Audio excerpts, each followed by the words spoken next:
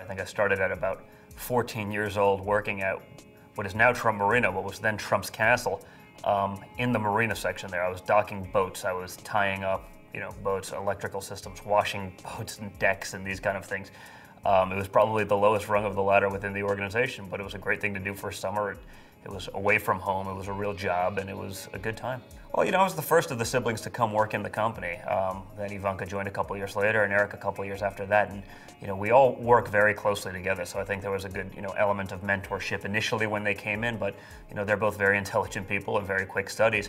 And once we all got to a point where we understood, hey, we're all capable, we're all at a level where we can take something and take the lead on an individual project, we said it's much better use of our time to have one chief, not three, focusing on things. And so we've kind of split up the duties really as they fall or as something new comes in. I think the toughest project I ever worked on was probably Trump Park Avenue.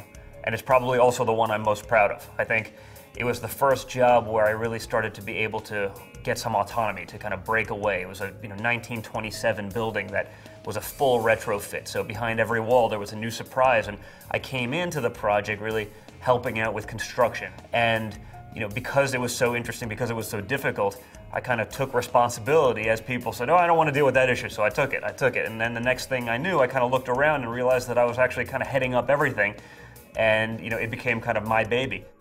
I actually can't describe what my typical day is like at the Trump organization. I mean, it's so varied. I mean, the other day, it was a holiday weekend, so in theory we had Monday off. I had the opportunity to go work on a deal on that Monday in Colombia with the president of Colombia. So I woke up at 3 a.m., I got on a flight to Bogota, landed at about 9, had meetings all day, met with the president, did a bunch of other stuff, got back on a red-eye flight back to New York so I could be back in the office on Tuesday morning. So, those are what days are like. It's very organic, things happen when you have the opportunity to do something, you have to jump on it.